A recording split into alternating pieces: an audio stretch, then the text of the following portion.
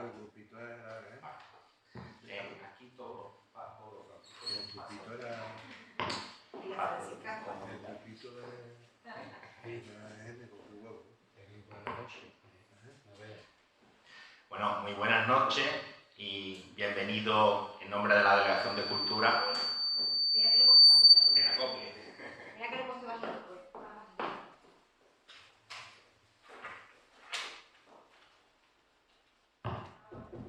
Sí.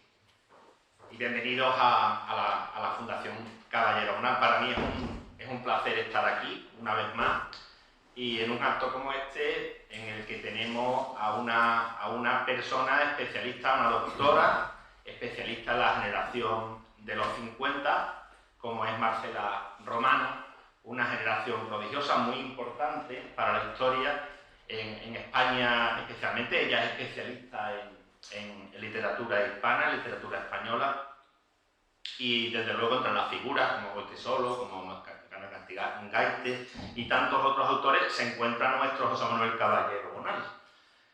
Así que doy las gracias a esta argentina de la Universidad de Mar del Plata, que ha cruzado el charco para venir hasta España y especialmente venir hasta Jerez, y también dar las gracias a nuestra directora de la Fundación por haberla traído hasta aquí, porque es un verdadero lujo contar con su presencia y desde luego escuchar y saber mucho más sobre esta generación, a veces desconocida, pero que es tan importante en la historia de la literatura española. Así que sin más, le dejo la palabra a Pepa Parra para que nos hable un poquito más de la autora, de esta conferencia. Muchas gracias, Francisco, delegado de Cultura, como sabéis, del Ayuntamiento de Jerez, que ha tenido el detalle de acompañarnos sabiendo que tiene muchísimas cosas que hacer en Jerez estos días. No sé si se está grabando. Pepe, ¿tú has visto que esté Ricardo grabando? Es que nos gusta tenerlo esto grabado porque luego tenemos un canal de YouTube que, como sabéis, está funcionando. Pues desde aquí, como se está grabando, le damos un saludo a nuestros amigos.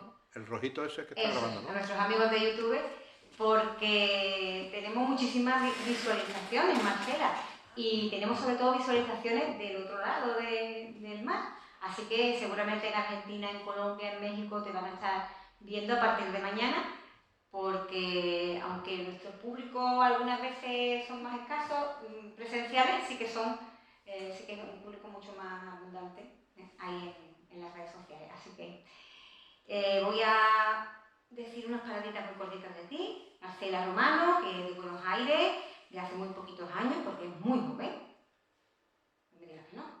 Tú me estás poniendo la cara, pero es una doctora muy joven. Trabaja como docente de literatura y cultura españolas en la Universidad Nacional de Mar del Plata, Argentina, como bien ha dicho Francisco Zurita. Sus temas de investigación han girado sobre todo en dos áreas: el grupo del 50 y las poéticas de la oralidad, específicamente la canción de autor española. Sé que muy fan de Joaquín Sabina, un gran amigo de esta fundación. Antes de Sabina, de Serrat. De Serrat, porque tenemos también una sorpresa para ella, que luego le vamos a hacer un regalito, que tiene que ver con Serrat, de Joaquín Sabina y de todos los cantautores españoles, porque ella incluso ha escrito bastante sobre ello. No solamente se ha interesado, sino que ha escrito sobre ello. Entre su abundante producción crítica, yo voy a destacar solamente las que tienen que ver con el 50. Imaginario, redes encontrados, poética de José Ángel Valente; Almas en borrador, sobre la poesía de Ángel González, que tan amigo era de esta fundación, y Jaime Gil de Viedma; Lo vivo lejano, poéticas españolas en diálogo con la tradición, y poetas un poquito posteriores, pero que también tienen muchísima relación con esta fundación: Revoluciones diminutas, la otra sentimentalidad, en Álvaro Salvador y en Javier Ojeda. Y también Una obstinada imagen, que es lo que tenemos, creo, más reciente, o por lo menos lo que hemos leído más reciente: Una obstinada imagen, políticas poéticas, en Francisco Grinet, otra persona muy querida que ha estado muchas veces aquí en esta mesa, con quien hemos disfrutado y hemos aprendido tanto. Su relación con la Fundación Caballero Bonal viene de lejos, ya que participó en el número 12 de la revista Campo de Agramantes, con un excelente trabajo acerca de la correspondencia entre José Ángel Valente y José Manuel Caballero Bonal, y luego en el número 27, ya más cerca en el tiempo, con un ensayo sobre José Agustín Goytisolo, que lo ha mencionado también don Francisco, poeta de la misma generación y amigo personal de Caballero Bonal. Esos eran números de la revista, como sabéis, Campo de Agramante, y desde entonces nos une, además del amor por las letras, una bonita amistad. Sé que aprecia especialmente a Jesús Fernández Palacios, miembro del patronato de esta fundación y director de la revista, que hoy ha excusado su presencia por razón de salud. Esperamos ofrecerle nosotros en su lugar todo el calor y toda la admiración que se merece. Y esperamos ya tu conferencia, que nos deleites, y además adelanto que al final del acto vamos a tener un vino, un oloroso Don José, por don José Manuel Caballero Bonal, que es un regalo de la bodega Sánchez Tomate, y un pequeño obsequio también para todas las personas que han estado aquí. Y la promesa de que el día 6, si venís, tendréis otro regalo que nos ha llegado hoy, que es una pequeña publicación preciosa que se llama Biblioteca Particular, que a Marcela se la haremos llegar por correo porque no ha dado tiempo que llegara hoy. Pero porque estamos en los fastos de celebración ya del cumpleaños de Caballero Bonal, que es el 11 de noviembre. Así que estamos ahí haciendo, dentro de nuestras posibilidades, lo que podemos para celebrarlo. Así que yo creo que nos vamos nosotros a sentar y te vamos a dejar toda la mesa para ti y todo el público. Yo trataré este micrófono. ¿Necesitas un ratón? Sería mejor, pero si no, No hay problema. Mira, lo manejo con esto, ¿eh? Sí. Sí. Vale. Sí, para las gafas me parece a mí que quita visibilidad. Pues la que Sí. Es una de formación profesional. Hola. No sé si me escuchan, sí. Sí, ahora sí. Pepa, muchísimas gracias por recibirme en nombre de la Fundación. La verdad es que para mí es un placer regresar a Jerez y a este lugar que es muy entrañable porque acoge los fondos bibliográficos de la obra de Caballero, pero también mucha bibliografía sobre los poetas que han dado sentido no solo a mi carrera laboral, sino también en gran parte a mi vida. Y también le agradezco a Francisco en nombre del Ayuntamiento de Jerez estar aquí presente, y a todos ustedes, por supuesto, escuchando a esta profesora argentina de la ciudad de Mar del Plata, enamorada de la generación del 50. Hay una frase que dice: hay gente que vive, que trabaja de sus pasiones, y gente que trabaja para pagárselas. Yo he tenido la suerte, y lo digo con orgullo y con felicidad, de haber podido vivir de mis pasiones, de que la Universidad Pública Argentina me garantizara un salario para investigar y enseñar a aquellos poetas que he amado a lo largo de toda mi vida, y también a los cantautores, ¿no? Empezando por Serrat, siguiendo por Sabina, Mancio Prada, Luis Cano, de esta tierra, y tantos otros. La verdad que para mí ha sido la generación del 50, el grupo del 50 mejor, un largo camino de aprendizaje. Yo, como dice Pepa, he salido a veces de los 50 para trabajar con poetas un poco posteriores, los granadinos de la otra sentimentalidad, e incluso temas de los siglos de oro, pero siempre vuelvo a los poetas del 50. Enormes poetas muy diferentes entre sí, que han dado todavía hoy discípulos maravillosos. Algunos los he conocido personalmente, a otros no pude hacerlo, desgraciadamente, pero han llenado mi vida no solo de belleza, sino también de saber vivir. Y eso para mí es un don y es un bien que yo nunca voy a dejar de agradecerle a mi propio trabajo y a la gente que me acompañó en este camino a lo largo de ya más de 30 años de profesión universitaria, muchos más, 35, casi 40, del cual me estoy yendo ya, por lo cual es muy importante para mí estar frente a ustedes con este tema que me apasiona tanto. Voy a tratar de leer, de hacerlo lo más ameno posible, indicando algunas cuestiones generales sobre el grupo este, tan diverso, como digo, tan rico y tan multitonal, si se quiere, porque son todos muy distintos. En este momento yo estoy trabajando en un proyecto, dirigiendo también y trabajando en un proyecto sobre redes literarias y sociabilidades culturales. Y me he centrado básicamente en los poetas del grupo de Barcelona, de la Escuela de Barcelona, dos de los cuales ya he trabajado, que son José Agustín Goytisolo y Jaime Gil de Viedma, y este año incorporé a Barral, que me trae sus problemas como poeta, porque es un poeta exquisitamente difícil, para decirlo de alguna manera, y estoy trabajando esas sociabilidades de los poetas de Barcelona en la década del 70. Les cuento esto porque son mis temas de investigación actuales, cuando se produce la movida de la izquierda exquisita, de la gauche divine, tan polémica, tan dandy, un poco frívola, y cómo sociabilizan y operan ellos en esa red, pasando, ¿no?, de ese compromiso inicial que los conformó como grupo a una especie de intelectualidad macedonista, ¿no?, y en donde hacían frente al franquismo todavía bastante duro de la época, con una vida, digamos, en donde se exaltaba el juego y el placer.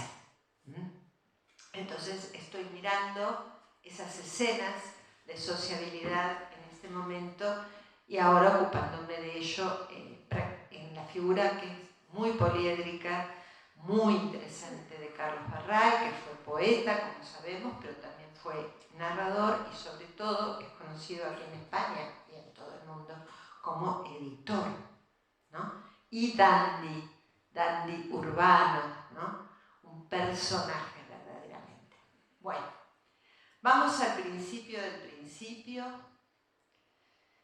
que son los años fundadores de esta red incesante de algunos poetas españoles del grupo del 50, que, como les decía, ha dado y sigue dando continuadores dentro de la poesía española de las décadas de finales del siglo XX y aún hoy. Los 50, el medio siglo, los niños de la guerra, un nombre atribuido también a los, como decía Francisco, a los narradores del periodo, el caso de Martín Gaitel es uno de ellos, se atribuyó, constituyen una segunda flexión de la poesía social de posguerra, que en los 40 había estado representada por los nombres de Blas de Otero, Gabriel Celaya y José Arriero, entre otros. Un arma cargada de futuro, decía Celaya, debe ser la poesía, dentro de un paradigma comprometido que desde una voz que había bajado del Olimpo y un lenguaje para todos, pretendía llegar a la inmensa mayoría, las expresiones de Blas de Otero, en franca contraposición con la poesía religiosa o ensimismada del periodo y la poesía celebratoria falangista.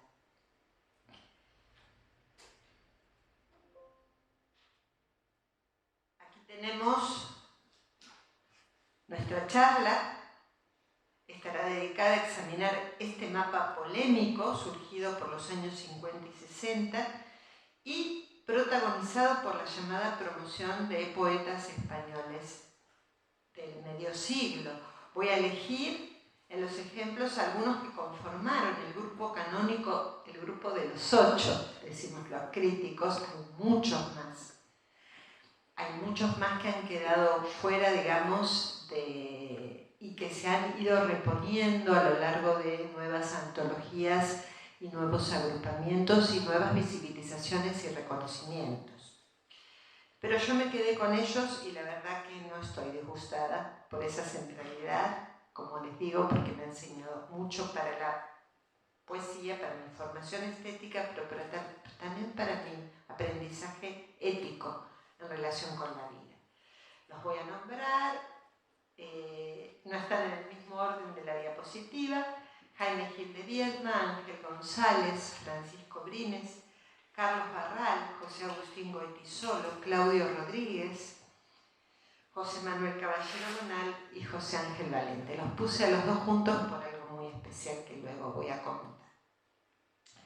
En el complejo entramado ideológico de la posguerra española, estas voces ensayan desde la poesía y desde sus autopoéticas alternativas disidentes y diversificadas respecto de los mandatos miméticos del dogma realista con que se inauguran las poéticas luego de la contienda. Superados los debates urgentes, ahora en los 50, se trata de incorporar a esa mirada crítica social la reflexión sobre el funcionamiento del poeta en la sociedad a partir de su práctica específica, y esto en Caballero Bonal fue muy importante, es decir, de las operaciones de sentido surgidas desde el mismo lenguaje poético. Ya no es tan importante lo que se dice, aunque sí, sino cómo se dice, ¿no? Y lo que va pasando en todos ellos es que la poesía, que antes era un arma cargada de futuro, ahora es un arma, si no inútil, por lo menos insuficiente para modificar la realidad, ¿no? Hay un corrimiento de esa utopía social realista de la década del 50 hacia una experiencia de desencanto. En este contexto, que reivindica la capacidad de la lengua para darse un lugar revolucionario más allá del mensaje en sí, conviene detenerse en algunas polémicas que de manera explícita u oblicua surcan la década. Poesía como comunicación, poesía como conocimiento, cómo se presenta el sujeto de la escritura, cómo se autoconstruye en el poema ese yo, y una reconstrucción justa y necesaria de la figura de autor de el siempre presente Antonio Machado, cuyo emblemático magisterio es saqueado con orientaciones bien diversas desde principios de la posguerra española y recuperado en su fertilidad múltiple por estos autores. Acá lo tenemos a Antonio Machado, que constituyó de alguna manera lo que se llamó en la crítica de los 50 la operación generacional, ¿no? Que conformó el grupo, aun cuando la trascendencia de su magisterio no fue tan fuerte. Lo voy a resumir rápidamente. Esto se ve luego. Ellos erigen, junto con el antólogo Castelliet, en 1960, a Machado como figura tutelar. En 1959 le hacen un homenaje en Collioure. Ahora voy a hablar un poquito de ello. Y de alguna manera lo usan como padre fundador para diferenciarse del grupo anterior y para emerger y visibilizarse como los nuevos poetas. En la antología de Castelliet y en sus propias declaraciones, Juan Ramón Jiménez pasa a tener un lugar invisibilizado. Cuando, después de muchos años, pasa, como decía Caballero Bonal, el contagio ambiental de la poesía social realista, todos empiezan a confesar, por eso a mí me interesó mucho esto de las redes y de los encuentros posteriores, ¿no? en el encuentro del 85 que organizó la revista Olvidos de Granada, en el encuentro del 87 que organizó la Universidad de Oviedo, en el encuentro del 99 que se organizó aquí en Jerez de la Frontera, cuando ya había pocos poetas, porque muchos habían pasado a otro barrio, como dicen aquí, ¿no?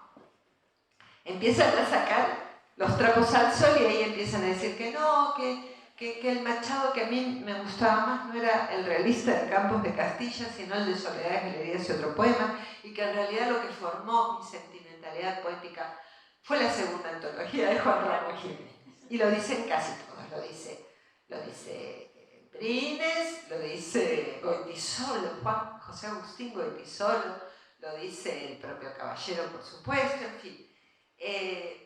Por eso es muy interesante, ¿no?, este movimiento de cómo se originan operaciones justamente para dar conformación a una generación que luego va decantando en las poéticas singulares. Voy a centrarme en, entonces ahora nuevamente en Machado.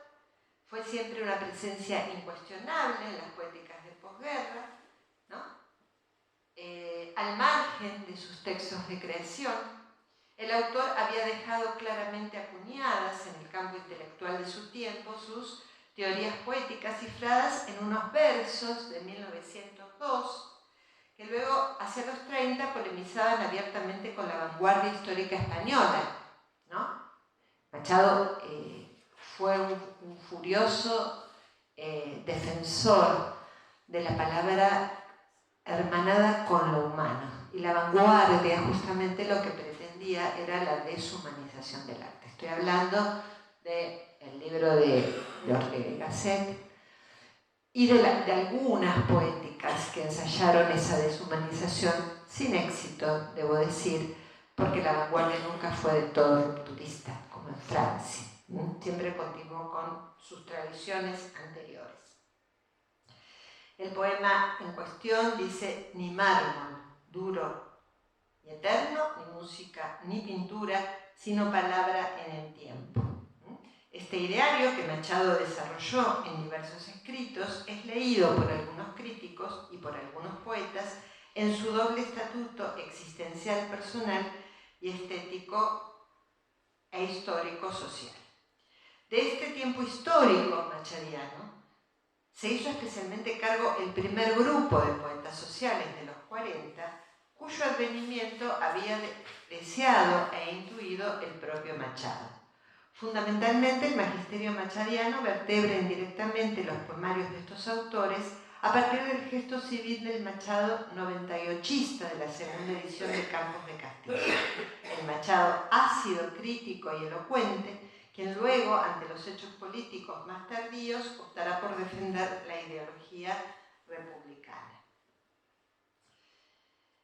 José Olivio Jiménez, en la presencia de Antonio Machado en la poesía española de posguerra, libro fundante para entender cómo se apropian luego las generaciones de este poeta tutelar, se preocupa, dice, por documentar las vicisitudes que han regido el proceso de construcción con mayor rigor de fragmentación primera y de reintegración última de la imagen de Machado a lo largo de la época.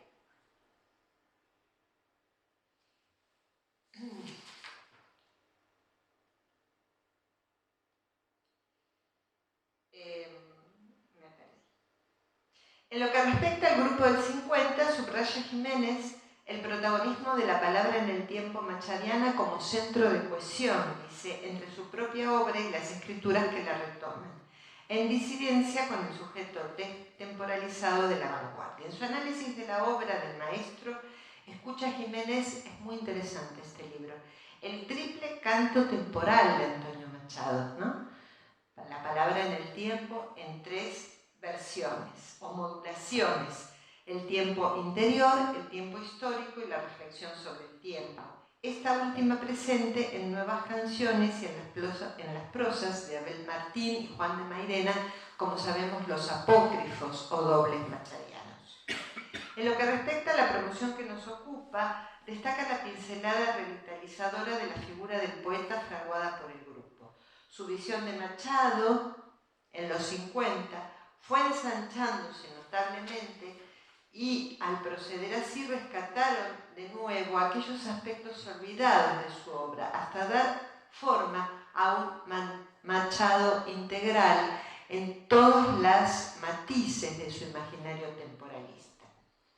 Lo cierto es que más allá del retorno simbólico, ético, circunstanciado del hombre Machado, varios poetas del 50 parecen reorientar en sus propias escrituras y de distintos modos la palabra en el tiempo predicada por el maestro. El tono, el gesto sentencioso, el carácter meditativo. Ya lo vamos a escuchar. ¿Cómo se canoniza esta generación en torno a la figura de Machado?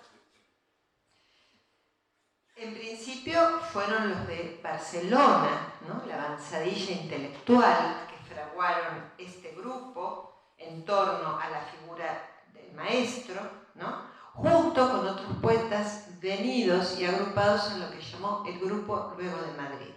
El Grupo de Madrid coincidía. En principio había estado Ángel González, aunque luego se anexa mejor con los de Barcelona. Se había acercado Claudio Rodríguez, se había acercado Caballero Bonal.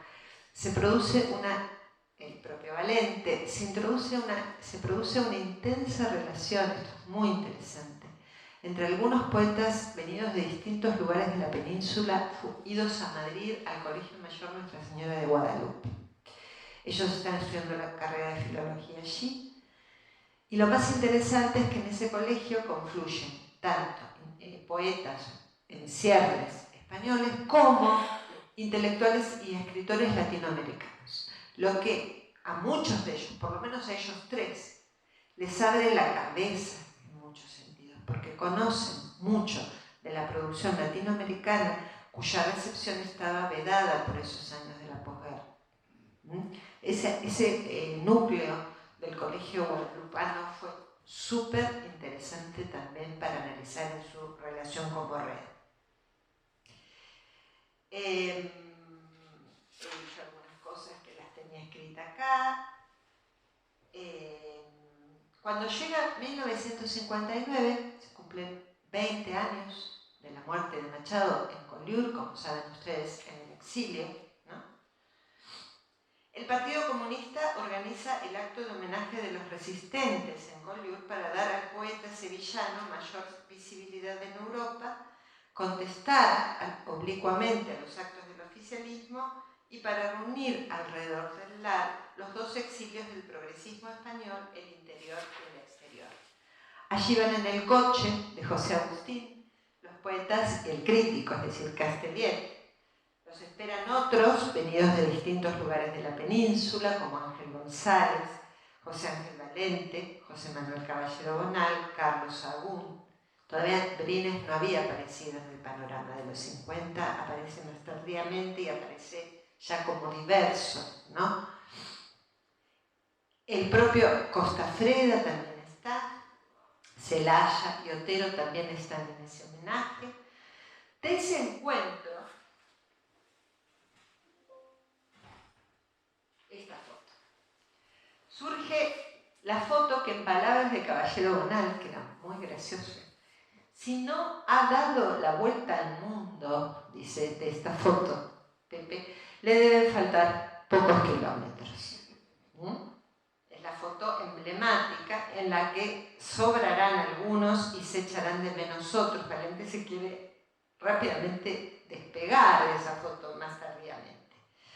José Luis García Martín, en la tercera mesa redonda del congreso realizado aquí en Jerez en 1999, en torno a los poetas del 50, deslizaba la siguiente reflexión a propósito de esa foto generacional. Y dice lo siguiente, algo que me parece bien interesante. Lo de la foto es una metáfora que luego se interpretó como un hecho real. No tiene que haber ninguna, porque a una generación, en el sentido en que yo la concibo, no la define ninguna fotografía, sino todo lo más una película, una serie. Es decir, obras en proceso. Bueno, aquí entonces tenemos, yo me voy a despegar para ir más rápido y lo voy a contar, de esa operación generacional a orillas del mar, en Collioure, ¿no?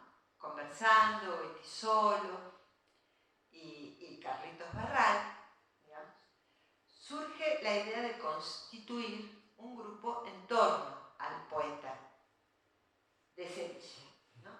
Y de esa, varios gestos son los que vertebran esa operación. El más contundente es la antología que Castellet, muy polémicamente, publica en el año 1960, y que es la antología 20 años de poesía española, ¿no? En la que hubo unos debates tremendos entre ellos cuatro, quiero decir, Jaime Gil, Barral, Goytisolo y se me está escapando, y el propio Castellet. La armaron entre los cuatro, sentados en la alfombra, discutiendo en el sótano negro de la calle Montaner de Jaime Gil. Y allí lo que postulaba en el prólogo era la extinción definitiva de la tradición simbolista, y por eso Cruz Diablo al pobre Juan Ramón Jiménez, y la nueva emergencia protagónica de la tradición realista. Esto llevó a unas críticas tremendas dentro del campo del momento, al punto que luego tuvo que rectificar esta posición extrema, suavizarla el propio Castellet con una antología que publica 4 años más tarde, que se llama Un cuarto de siglo de poesía española, en la que ya aparece Francisco Brines, que de poeta social en sentido estricto nunca tuvo nada, en el sentido estricto, ¿no? Porque hay muchas formas de ser social, ¿no? Si pensamos, por ejemplo, en las ideas krausistas, ¿no? El progresismo más interesante, uno de los progresismos más interesantes que tuvo España, ¿no? También Juan Ramón lo era, ¿no? En el sentido de que uno contribuye a la sociedad con el trabajo bien hecho, el trabajo gustoso, escribiendo una buena poesía, más allá de todo mensaje, ¿no? Y en ese sentido también hay compromiso, ¿no? Y hay reivindicación, ¿no? De lo humano en la sociedad. Pero bueno, estos son fugas de muchos anaqueles compartimentados que han siempre rodeado la construcción de la historia de la literatura, ¿no? Y sobre todo las capillas, lamentablemente, entre poetas, que a veces generan resultados o arrojan resultados bastante lamentables para los lectores que los admiramos y los queremos y los leemos. Bien. Otro, resultado de esta operación generacional es la colección Collioure, escrita así, castellanizada, que está producida en Barcelona, en Literaturaza, dirigida por Castellet también, y editada por Jaime Salinas, en donde todos fueron escribiendo y publicando sus segundos o primeros libros. Ángel González, allí publica Caballero Bonal, Legos de Cordel, una obra de la cual él luego se arrepintió. El propio Barral publica 19 figuras de mi historia civil, un libro que escribió para ser publicado en esa colección, pero que distaba mucho de su afán gongorista, experimentalista, malarmeano en torno a la poesía. Bueno, en favor de Venus, Jaime Gil publica un libro que es de naturaleza completamente erótica, que tenía que ver, ¿no?, con Collioure. Bueno, operación generacional. Versos Antonio Machado es un libro que se publica en París, en Ruedo Ibérico, y que recoge los poemas que en ese momento escribieron estos escritores en homenaje a Machado, algunos de los cuales conservaron en sus obras posteriores posteriores y otros los borraron rápidamente porque en su mayoría eran versos de circunstancias. Por supuesto, actos conjuntos, sociabilidad, participación en el Ateneo de Madrid, las conversaciones poéticas en Formentor, ¿no? Hubo una gran movida, ¿no?, de sociabilidades en esa década maravillosa. Y luego otras antologías posteriores, ¿no?, y lo pongo así entre paréntesis porque no son las centrales, que van rescatando, ¿no?, algunos poetas que no quedaron en el grupo de los 8. Una de ellas fue la del argentino Rubén Vela, que incluye también en su antología a Ángel Crespo y a Gabino Alejandro Carriedo, y creo que a Sahagún también. Quiero destacar esta antología porque trae, en principio, opiniones de sus propias poéticas por parte de los autores y ha generado, en mi caso particular, una amistad con Rubén, que falleció en el año 2018. Rubén vivía en Buenos Aires. Yo le pregunté si conservaba esa antología, estoy hablando de muchos años atrás. Él me la mandó y me fue mandando paulatinamente primeras ediciones de muchos de los escritores del 50. Y yo he traído esta vez algunas primeras ediciones, todas de Ángel Crespo, que tenía en casa y que me parece que la Fundación merece conservar en sus fondos porque son de un valor que en mi familia nadie pondrá a exhibir y que se podrían vender muy malamente. Entonces me parece que el lugar, sí, porque uno consigue por internet cosas de un valor inexplicable, grandioso, con unos precios mínimos, y ahí uno se da cuenta, ¿no?, de lo que significa un libro para unos y para otros. Acá quedará entonces esas primeras ediciones de Ángel Crespo. La antología de Valió, que es del 68, que es una de las más representativas. Más tarde, en el 78, la de García Hortelano.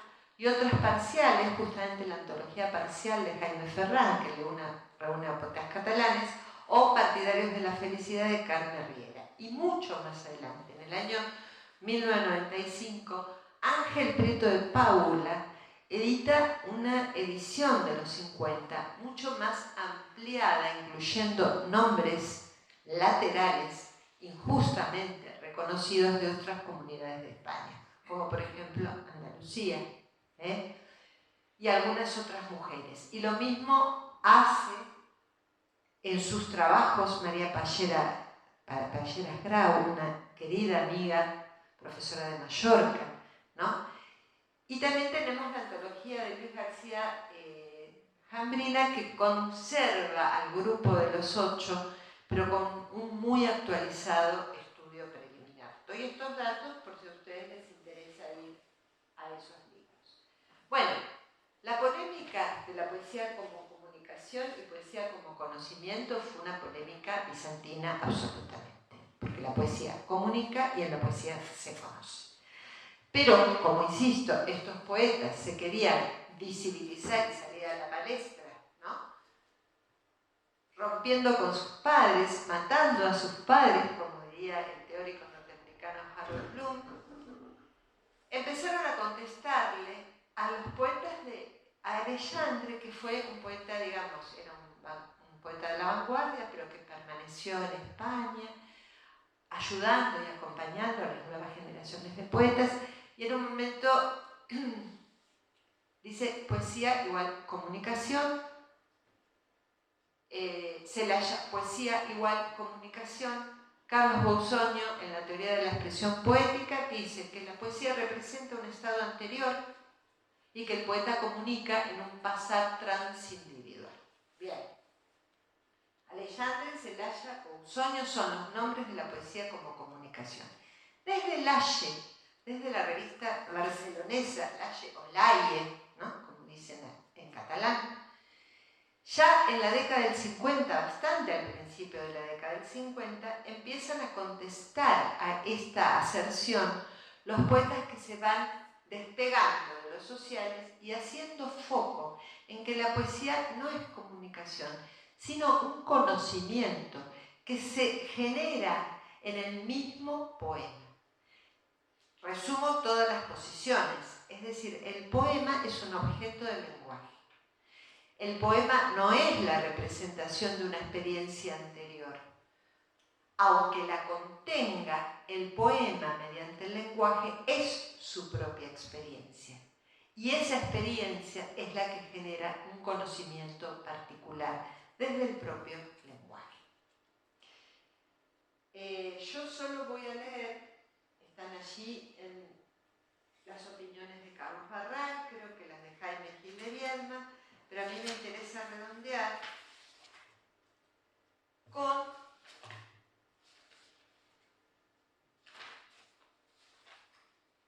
he pasado rápidamente para llegar a lo mejor de esto que va a ser la lectura de los poemas. Tenemos que escuchar a ellos y no a mí. En 1955, en un texto que se llama Conocimiento y Comunicación, el gallego, ¿no? José Ángel Valente, nacido en Orense, dice, lo tienen ahí, toda poesía es ante todo un gran caer en la cuenta. En el momento de la creación poética, lo único dado es la experiencia en su particular unicidad, que es el objeto específico del poeta. El poeta no opera sobre un conocimiento previo, ¿no?, del material de la experiencia, sino que ese conocimiento se produce en el mismo proceso creador. De ahí que el proceso de la creación poética sea un movimiento de indagación y tanteo, ¿no?, como una suerte de experiencia nueva, desconocida, en el que la identificación de cada nuevo elemento modifica a los demás, porque todo poema, dice Valente, es un conocimiento haciéndose. Por existir solo a través de su expresión y residir sustancialmente en ella, el conocimiento poético conlleva no ya la posibilidad, sino el hecho de su comunicación. Bien. Otro eje, sigo tocando la tecla, ¿no?, del nosotros al yo o entre el nosotros y el yo. La diferencia con el grupo de los poetas del 40 es que en esa poesía revolucionaria, ¿no?, esa arma cargada del futuro, el poeta, ¿no?, baja del Olimpo, del genio romántico, se convierte en un obrero de la palabra y se colectiviza. La voz, en singular, empieza a tomar la forma de un nosotros, porque hay una utopía en ciernes, y esa utopía es modificar. A partir de la conjunción de ese poeta obrero, digamos, y la inmensa mayoría es producir una revolución, ¿no?, en la sociedad, modificar las circunstancias tremendas, negativas, que estaba atravesando España en esa primera década cruenta de la posguerra. Lo que ocurre es que eso no sucede. La poesía no cambia la realidad. O la cambia de modo mucho más mediato, en todo caso. Y de esto se van a empezar a dar cuenta estos poetas del 50, que siguen siendo poetas testimoniales, poetas sociales, poetas de denuncia, pero van a empezar a incursionar en ese tiempo interior de Machado, en el yo privado, el sujeto concreto, el sujeto en singular, ¿no? Y aquí tenemos a Jiménez Martos, uno de sus antólogos, un palpable regreso al individualismo, más aún al intimismo, lo vamos a ver. El yo que prima, dice José Valió, un yo referido sobre todo al que fue antes que al que es. Josep Sala Baldauro, un crítico eminente del grupo, dice sobre la base de un equilibrio entre, de un lado, la subjetividad de todo impulso artístico y de otro, la necesaria o responsable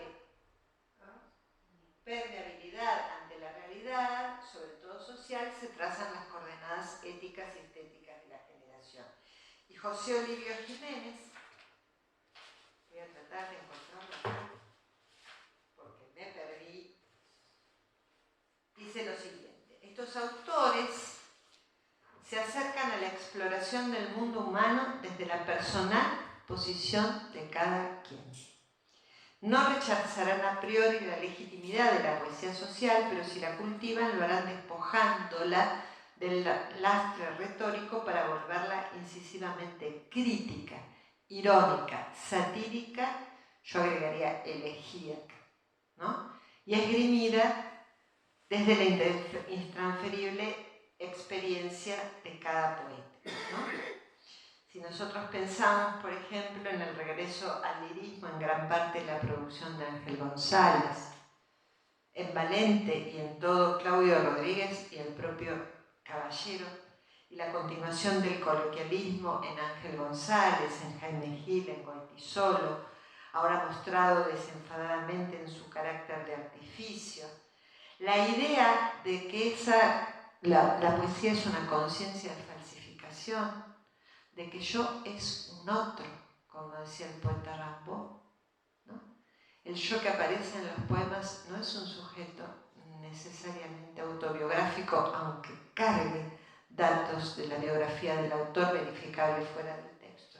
Es un sujeto que se construye en el lenguaje, es un personaje poético, y así lo pensaron Caballero, lo pensó Ángel González y lo pensó básicamente, de manera incluso ensayística, el propio Jaime Gil de Vierme, en un célebre poema además que vamos a leer.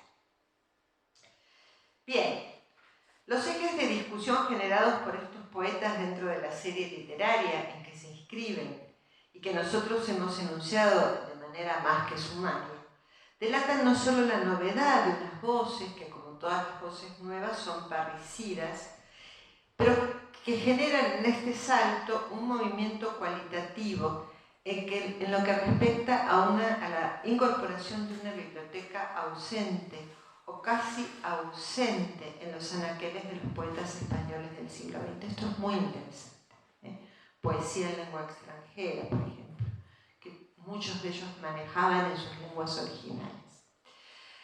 En ocasión de ese congreso celebrado en torno al grupo, aquí en Jerez de la Frontera, Caballero recordaba en su salutación inaugural lo siguiente. Bueno, acá en la diapositiva tienen las referencias, los encuentros posteriores, que referí hace un momento, Palabras para un tiempo de silencio, la poesía y la novela de la generación del 50 en Granada, en Oviedo, Encuentros con el 50, la voz poética de una generación. Allí todavía estaban vivos Barral, estaba vivo Claudio Rodríguez. Y hay que ver en esas, porque esas mesas redondas se transcriben en actas, las peleas, por ejemplo, entre Claudio Rodríguez, que era muy provocador, que le atacaba permanentemente a los de Barcelona, ¿no? Y entonces los moderadores, entre ellos el pobre Luis García Montero, que era muy joven en ese momento, o Jiménez Martos, en fin, bueno, termina ya Claudio, por favor, porque ahí uno ve las fracturas expuestas, ¿no? De eso que parecía una unidad. En la conmemoración de 1999 en Jerez, como le decía, ya había pocos poetas y más críticos, y Pepe Caballero Bonal dice lo siguiente respecto de Collioure, para retrotraer un poco la cuestión y ponerla en actualidad de las poéticas presentes. Lo voy a leer. La conmemoración de Collioure en el 59 fue un episodio de muy especial relevancia dentro de la gestación de ese concreto grupo generacional y de lo que vino a llamarse, no sin cierta mordacidad, de alta madrugada, ¿no? Porque aquí está también eso de que nosotros nos juntamos a beber, nos parecemos en el modo de vivir y en el beber, ¿no? O sea, la celebración básica de la noche.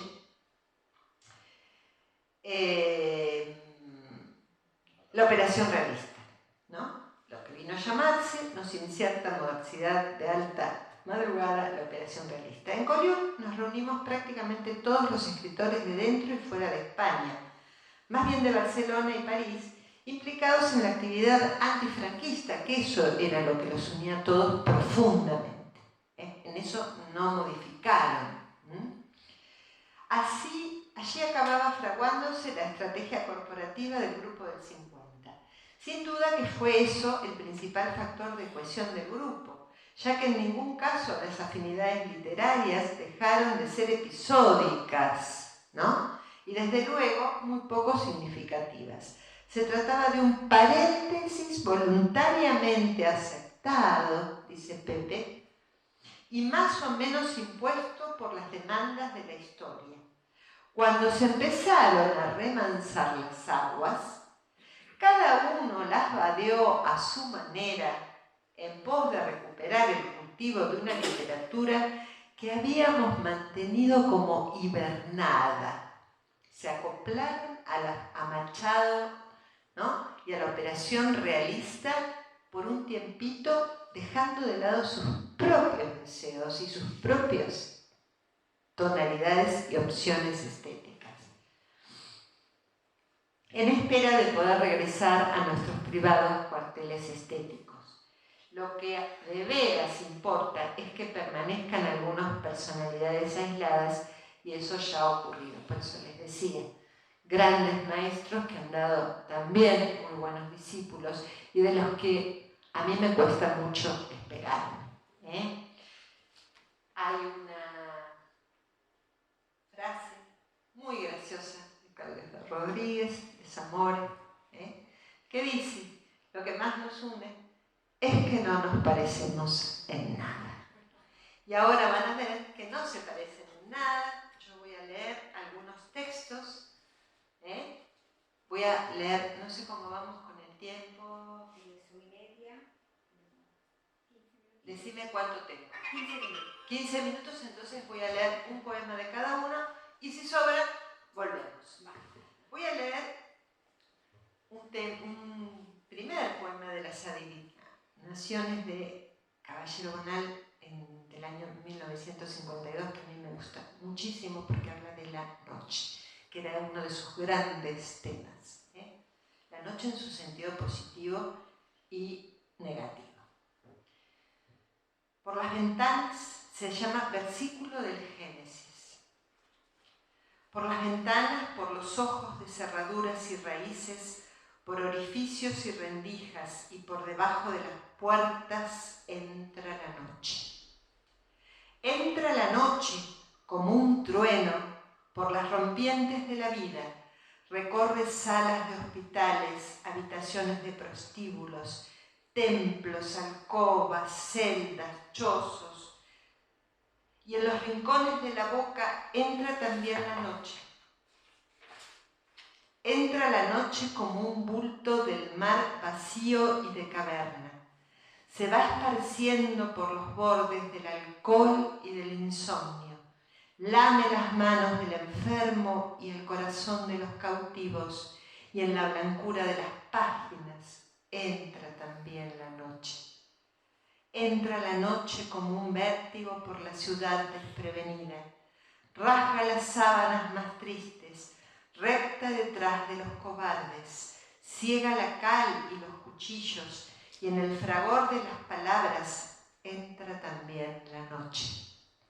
Entra la noche como un grito entre el silencio de los muros, propaga espantos y vigilias, late en lo hondo de las piedras, abre sus últimos boquetes entre los cuerpos que se aman, y en el papel emborronado entra también la noche. Voy a leer ahora un poema de Ángel González, que a mí me gusta mucho, en donde ustedes van a poder ver. ¡Ay, las fotos! Aquí lo tienen, a Pepe Caballero, una lista de sus poemarios, que no es lo único que he escrito, porque he escrito ensayo y narrativa, y uno de los más longevos, ¿no? uno de los que, digamos, había nacido antes que ninguno y murió después de casi todos.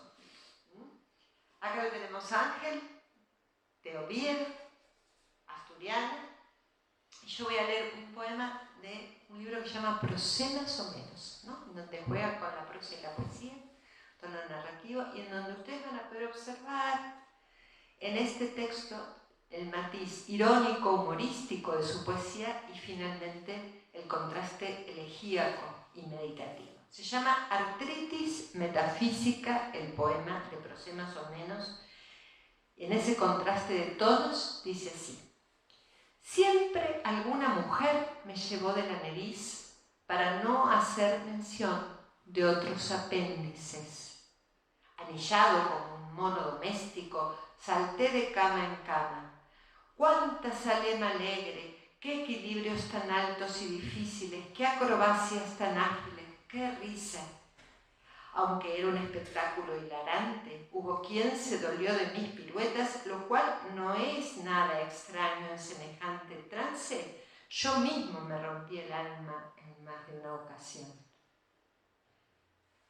Es una pena que esos golpes que entregados al júbilo del vuelo, entonces casi no sentimos, algunas tardes, ahora en el otoño, cuando amenaza lluvia y viene el frío, nos vuelvan a doler tanto en el alma, renovado dolor que no permite reconciliar el sueño interrumpido. En esas condiciones no hay alivio posible, ni el bálsamo falaz de la nostalgia, ni el más firme consuelo del olvido. Jaime Gil de Biedma, Barcelona, un dandy sufriente, que escribe una obra muy mínima pero muy decisiva, en un libro que se llama Poemas Póstumos, en donde se se escribe la muerte del propio poeta, por eso el título. Escribe un texto que es fundamental para la literatura española contra Jaime Gil de Biedma, que es una imprecación a su propio doble. Es decir, acá hay un deseo de tener una vida más ordenada, etcétera, porque se conoce la vida, ¿no?, promiscua, muy divertida de Jaime Gil. Entonces, es una especie de intradiálogo, ¿no?, diría Machado, entre ese yo disipado y el yo que le recrimina esa disipación. Y dice así, el título es Contra Jaime Gil de Biedma.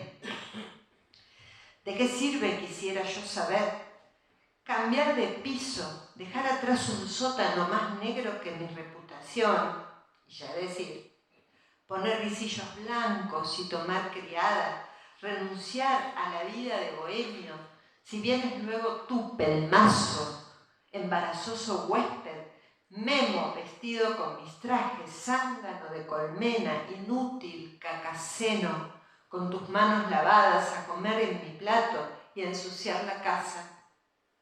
Te acompañan las barras de los bares últimos de la noche, los chulos, las floristas, las calles muertas de la madrugada y los ascensores de luz amarilla cuando llegas borracho y te paras a verte en el espejo, la cara destruida con ojos todavía violentos que no quieres cerrar.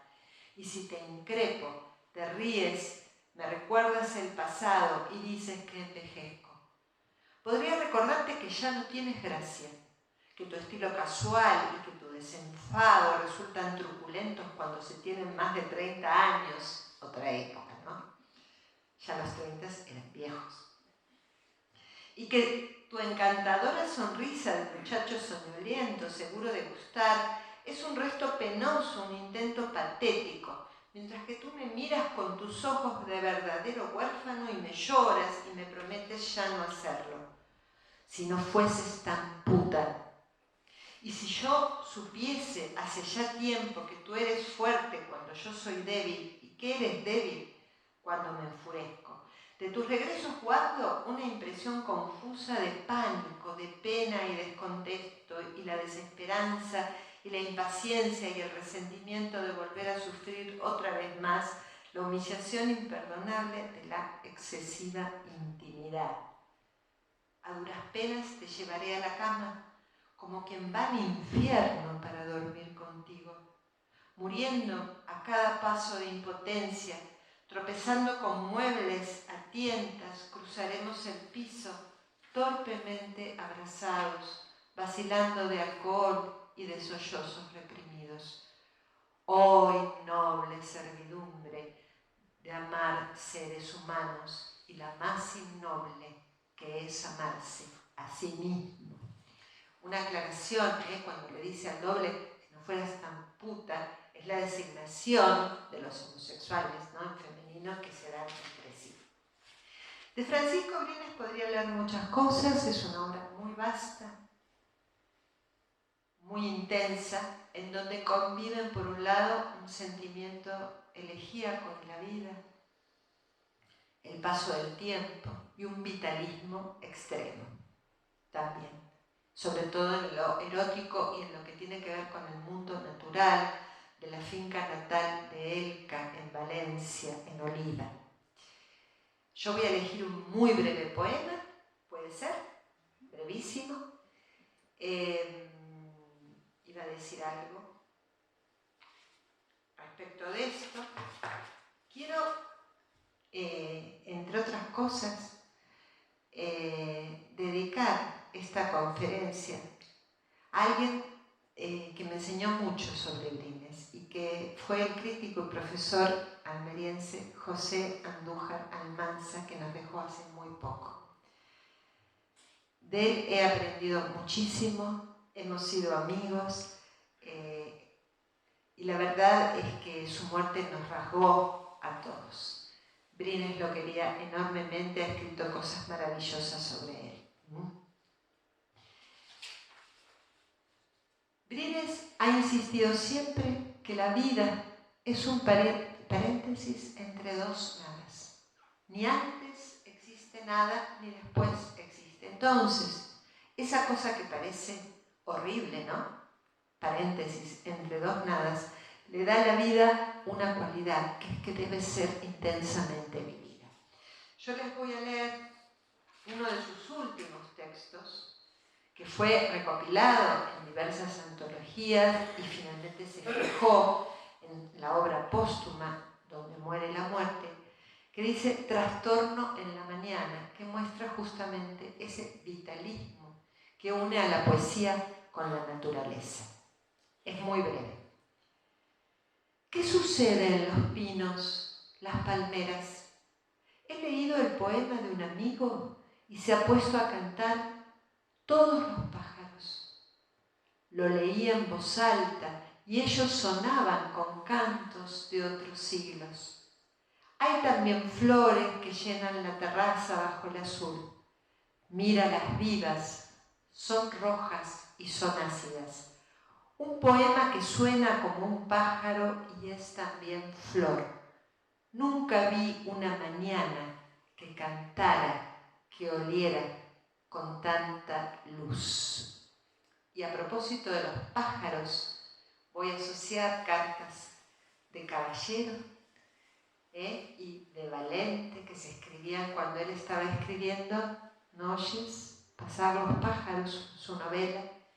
El pájaro para estos poetas, incluyéndolo a Brines, por supuesto a Juan Ramón, el maestro de todos, a Valente y a José Caballero Bonal, es el emblema de la luz y de la poesía y del canto.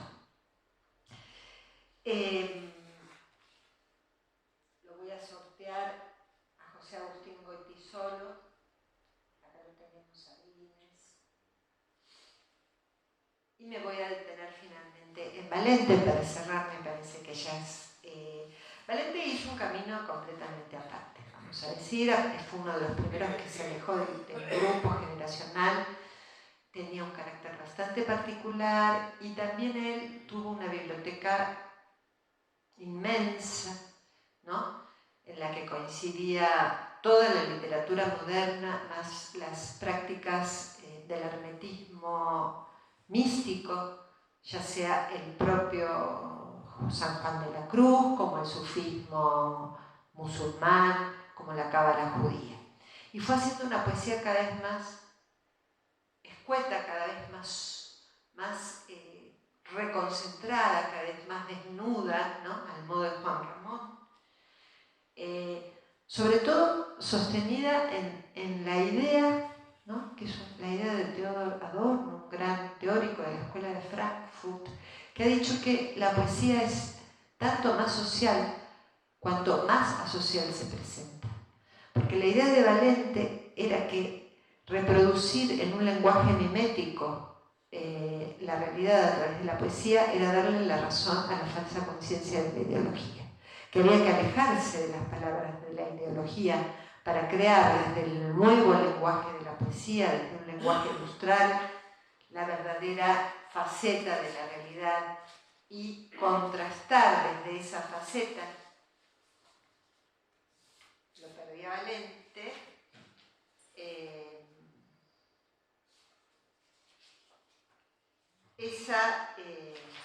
esperen un segundo porque lo quiero leer rapidísimo. Contrastar desde ese lenguaje bautismal las palabras que usan todos reproduciendo la realidad de la que dicen abjurar. En fragmentos de un libro futuro, que es un libro póstumo, hay un poema brevísimo, en donde el poeta es el ruiseñor, es decir, el pájaro solitario de San Juan de la Cruz, que escribe en completa soledad, en una palabra mínima, que dice lo esencial. Lo mínimo, la poesía desnuda de Juan Ramón y de Valente, quieren ir a lo esencial. El poema se titula Anónimo, versión, y cierra toda la obra de Valente diciendo simplemente esto. Cima del canto, el ruiseñor y tú ya sois lo mismo. Muchas gracias.